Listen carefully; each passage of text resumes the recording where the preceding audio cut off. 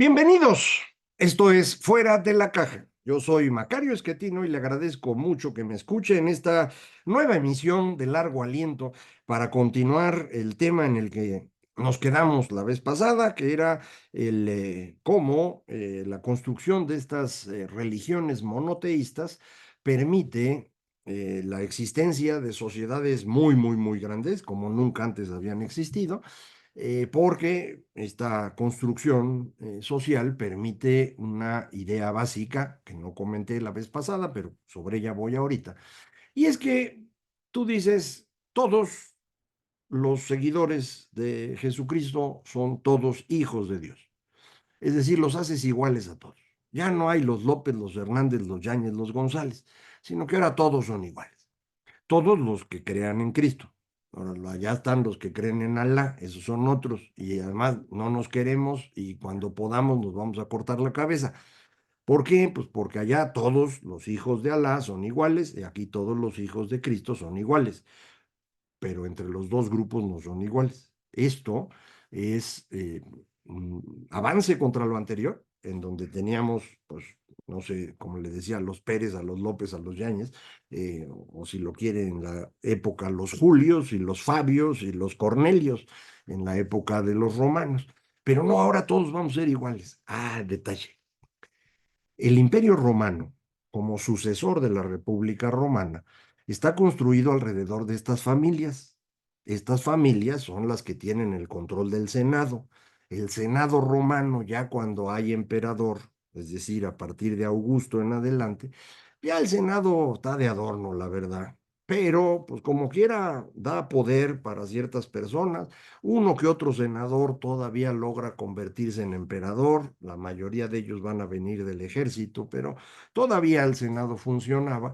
Y bueno, pues ser patricio, venir de una familia de muchos años, pues les permitía privilegios que no eran para todos. En consecuencia, pues estas familias no se iban a dejar. Entonces, la iglesia concibe una idea interesante y es, si queremos que todos sean hijos de Dios, pues ya no puede haber los Cornelios y los Claudios y los Julios. Ahora, todos parejos, man. Y para que todos sean parejos, lo que necesitamos es romper esas grandes estructuras familiares. ¿Cómo lo hacemos? Bueno, pues vamos a impedir la adopción. A lo mejor usted ya no se acuerda, pero la forma como se elegía a los emperadores era una especie de dinastía. El emperador romano elegía a su sucesor de sus hijos. Si entre sus hijos no había nadie muy calificado o de plano no tuvo hijos, en el caso de Augusto, él no tuvo hijos varones, pues adoptabas a uno y a ese lo convertías en tu sucesor. El mismo Augusto fue adoptado por Julio César, o cuando menos eso dijo Augusto y con eso logró el poder. Entonces, este era el mecanismo. Entonces, la iglesia dice, se prohíben las adopciones. No solo eso, vamos a prohibir los casamientos entre primos, porque pues esos primos son los que mantienen la estructura de la familia.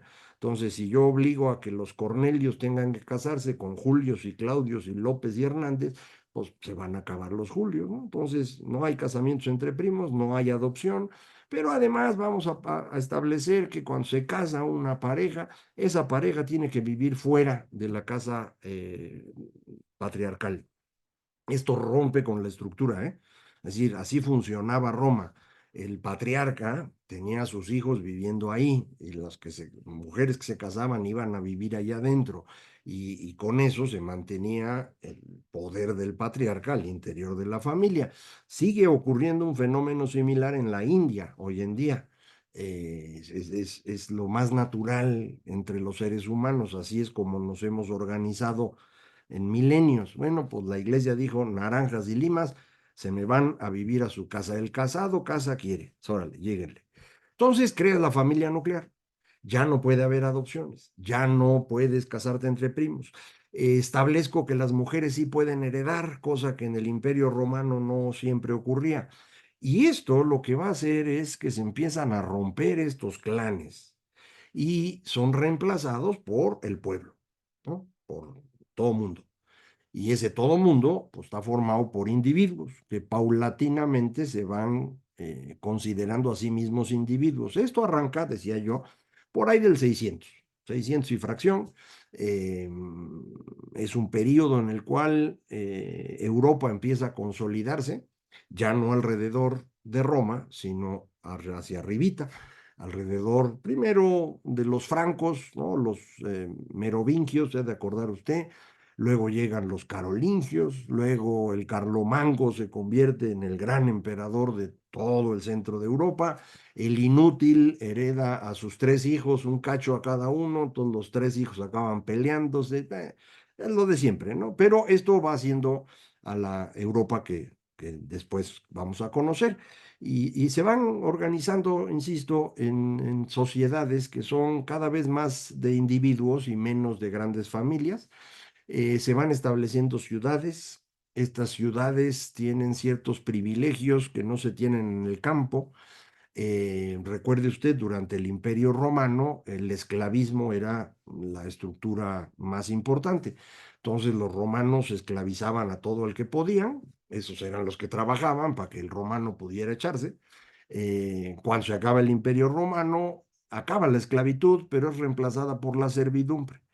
Entonces, en la esclavitud una persona es dueña de otras personas. En la servidumbre la idea es que las personas son propiedad de la tierra donde nacen. Si usted nació en una parcela, pues usted va a vivir asociado a esa parcela toda su vida. Y quien sea dueño de la parcela, pues tiene derechos sobre usted. No tiene la propiedad de su persona, pero al tener la propiedad de la tierra, sí puede obligarlo a usted a trabajar en esa tierra. Y así es como van funcionando. La única manera de evitar esto era irse a las ciudades, y es lo que todo el mundo empieza a tratar de hacer, y las ciudades empiezan a tener una dinámica distinta. Ahí los individuos sí pueden tener importancia y la van teniendo paulatinamente. Las ciudades son controladas siempre, ya sea por el príncipe o el rey o como se llame la autoridad política, o por el abad o el obispo. Entre ellos ahí se andan peleando todo el tiempo. El gran pleito ocurre en el siglo XI entre el emperador y el papa, a ver quién es el que puede nombrar obispos. Este conflicto de las investiduras va a dar lugar a que el enfrentamiento entre el emperador y el papa abra un espacio en el norte de Italia a ciudades que se quitan de encima al obispo y al príncipe al mismo tiempo y pueden gobernarse solitas, casi siempre con algún chango ahí que es el poderoso, ¿no? Que si los Medici en familia, perdón, en Florencia, los Sforza en Milán, pero ahí están, ¿no? Y empiezan a tener su propia dinámica. Ahí ve usted repúblicas otra vez, como las repúblicas de los griegos, digámoslo así, o la República Romana. Repúblicas controladas por una oligarquía muy poderosa, pero pues ya no son las estructuras del rey y de la iglesia, sino empiezan a ser más independientes. Al mismo tiempo que ocurre esto en el norte de Italia, ocurre también al norte de Europa, en los bordes del Báltico y del Mar del Norte, que son lugares donde no hay nadie, son pantanos espantosos, y entonces por esa razón, pues se pueden aislar del rey y del obispo con más facilidad. Eh, Mientras que las repúblicas del norte de Italia acaban siendo dominadas ya sea por el emperador o por el papa, en el norte de Europa los de los pantanos sí sobreviven, en particular los de los que llamamos Países Bajos.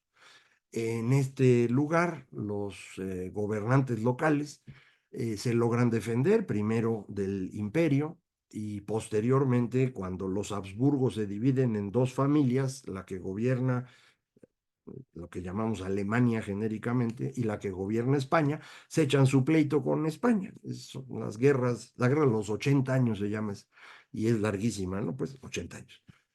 Termina al mismo tiempo que termina la guerra de los 30 años. Ambas terminan en 1648. Ese proceso, vea usted todo el tiempo del que estamos hablando. En el 600 empieza la construcción de este plan familiar de la iglesia. En el 800 el Carlomango se convierte en emperador. Para el 1200 es cuando usted ve las repúblicas del norte de Italia. En 1300 las empieza a ver allá arriba en Países Bajos. Para 1500 viene el cambio total, aparece la imprenta, aparecen los libros, empieza el flujo de ideas, al Papa le cuesta un trabajal sostenerse en el poder, porque pues, empiezan las rebeliones, la más importante y más famosa es la de Lutero, pues que dicen, no, pues el Papa es un bandido y todos los que lo acompañan y vamos a hacerlo distinto. Lutero es un buen agitador, pero pues tiene dos cosas a favor. La primera es que ya existe la imprenta y entonces sus famosas 95 tesis que pegó en la puerta de su iglesia la noche de brujas de 1517, pues no se popularizó por eso, se popularizó porque su amigo Melanchthon las imprimió y las repartió por todos lados. Y la segunda cosa que le ayudó es el rey de la zona, príncipe, no sé cómo se llama, Federico el Sabio, aprovecha el hueco para hacerse del control de la elección del nuevo emperador. El nuevo emperador va a ser electo en 1519, se llama Carlos V de Alemania, primero de España, el del chocolate, ¿se acuerda usted? Él es electo en 1519.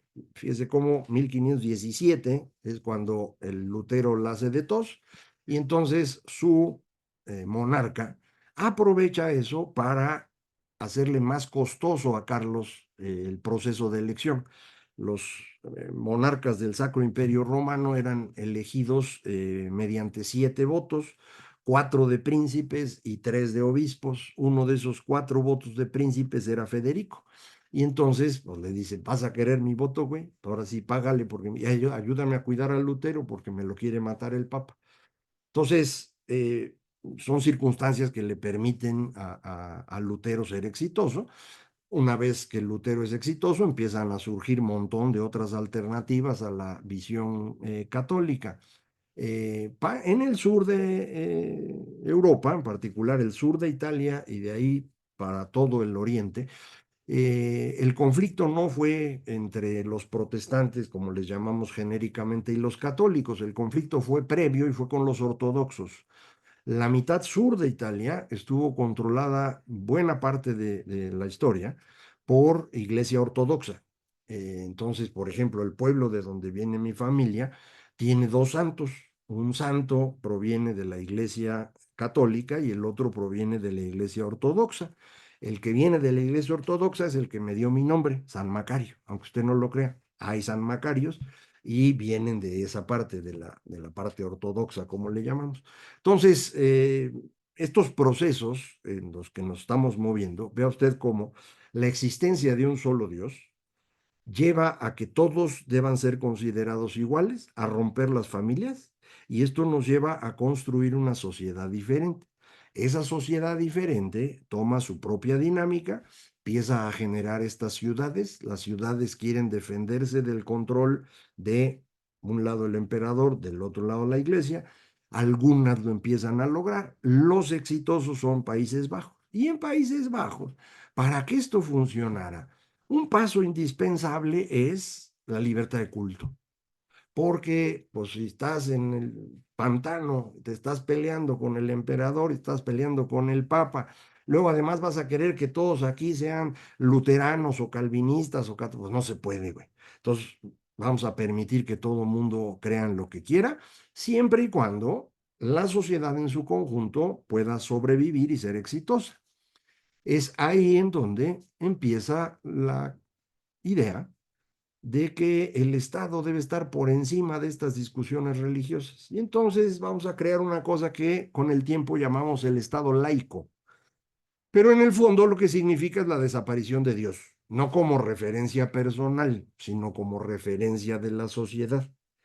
Es decir, a partir de ese momento nos convencimos de que la mejor forma de que vivamos en conjunto no es que la cooperación provenga de si creemos o no en el mismo Dios, sino de que todos estamos de acuerdo en que nuestra sociedad debe trabajar en conjunto. ¿Cómo le hacemos para trabajar en conjunto? Pues eso no está nada simple, porque acuérdese, si me voy a mi visión restringida, pues llego a la conclusión de que los seres humanos no son muy brillantes, no son tan cooperativos, si pueden abusan, algunos son de plano muy malos, y entonces yo necesito un mecanismo para que estos güeyes colaboren. Y antes lo que hacía yo es, no, pues todos somos hijos de Dios, pues sí, güey, pero ahora hay un montón de dioses disponibles, ¿de cuál Dios? ¿A través de cuál iglesia? No, mira, lo que vamos a hacer es todos los que somos de Países Bajos, vamos a funcionar de manera coordinada porque vamos a delegar parte de nuestros derechos en un sistema de gobierno. Ese sistema de gobierno, para que sea aceptable para todos, debe estar formado por todos. O sea, cualquiera de nosotros puede estar ahí. Vamos a elegir la democracia, pues. Esa democracia se funda eh, siglo XVI, si quiere usted. En el siglo XVII se traslada a Gran Bretaña y de ahí empieza a moverse al resto del mundo. La democracia de esa época no es que todos son iguales. Son iguales todos los ciudadanos, que son hombres, que son mayores de edad, que tienen propiedades y que saben leer y escribir. Entonces, no es para todos. Este para todos lo vamos a seguir construyendo en los siguientes 3 siglos. Y solo en el siglo XX logramos que realmente fueran todos. ¿Por qué queremos que todos participen? Para que todos estemos de acuerdo en trabajar en conjunto sin necesidad de depender de un Dios. ¿Por qué no queremos depender de un Dios? Porque hay varias opciones de Dios. Y si nos regresamos a la discusión de cuál es mejor, si Cristo o Alá, esto se va a poner muy feo.